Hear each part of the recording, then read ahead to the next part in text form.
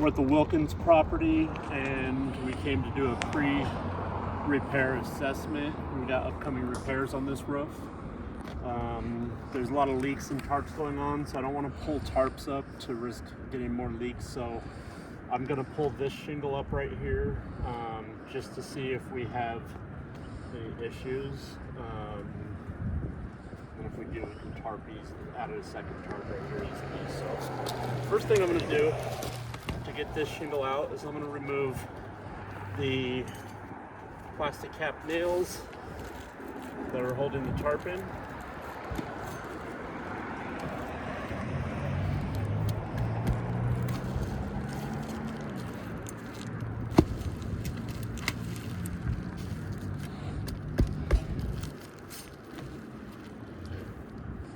Alright, now this is our shingle.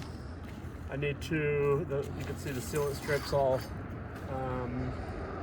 separated on the bottom. I need to separate the sealant strip for the two shingles on top of this one. So I'll start.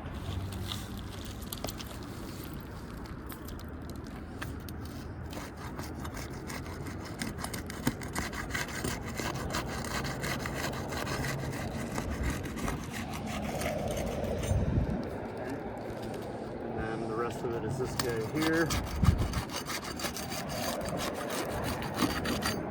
Alright, now we're going to remove the fasteners.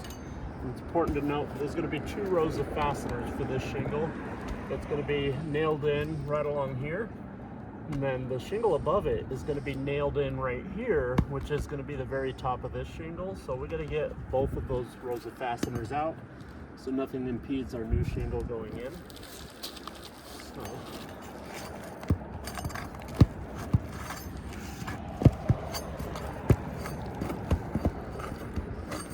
Alright, I think we've got those ones pulled out.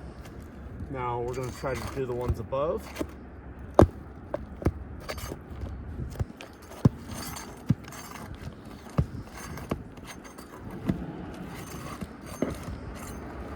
Alright, I think we've got those loose, but we need to couple more.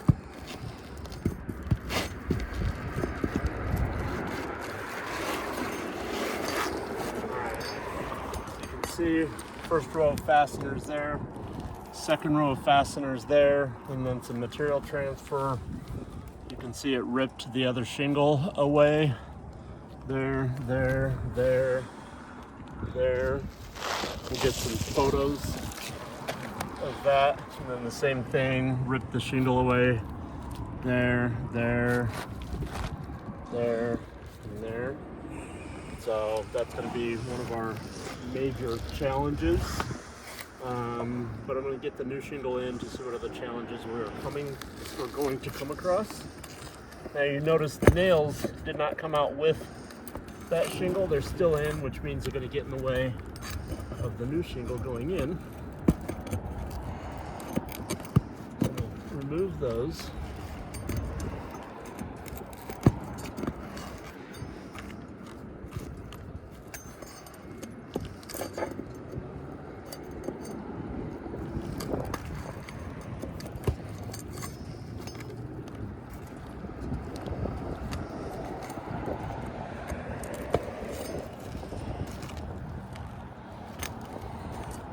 All right. Now the second row, a little harder to access.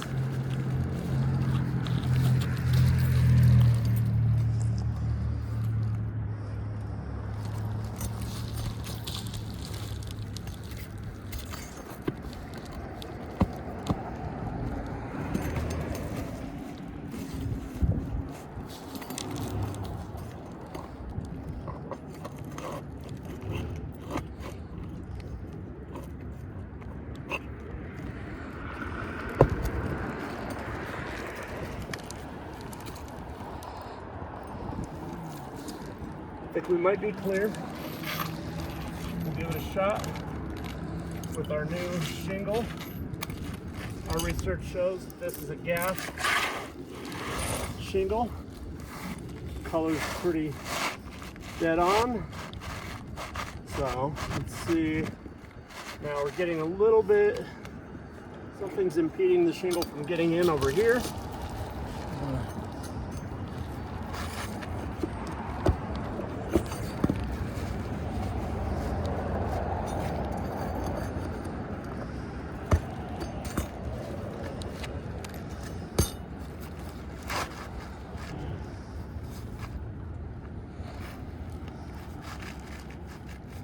All right, we are in. So I'm gonna get my 6 nails. You know what, we're not quite in. We're about a 1/4 inch down. I think there's something else impeding the shingle from getting up there.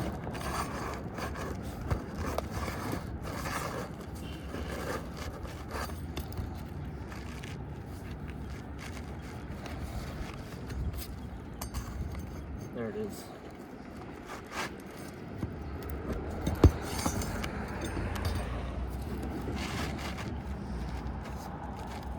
Okay, now we're gonna get our 6 nails in.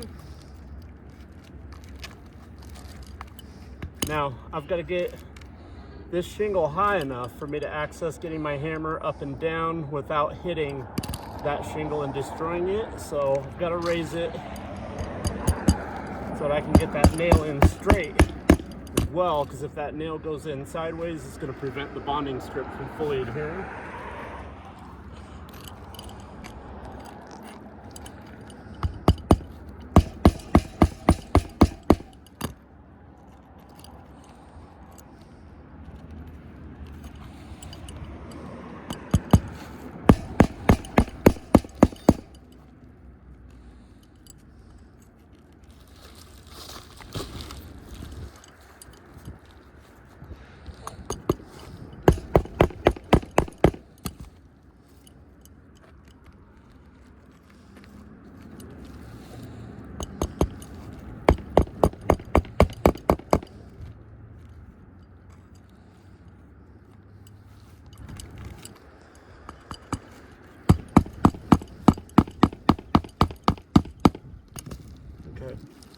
So we've got our new shingle in.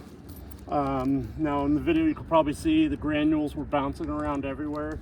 The manipulation of the shingle above it caused granule loss along the top. I'm not going to wipe my glove across, but you can see that a lot of the granules came off because of the manipulation trying to get that shingle high enough. And then the other thing you see is the buckling at the dragon's tooth, which caused a bunch of those granules to come off too. So that's issue number 2.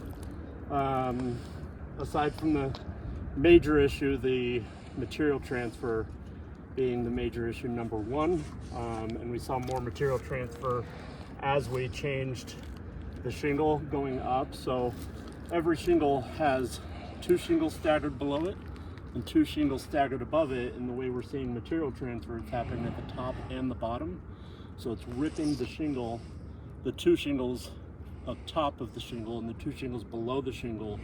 That sealant strip is ripping it apart.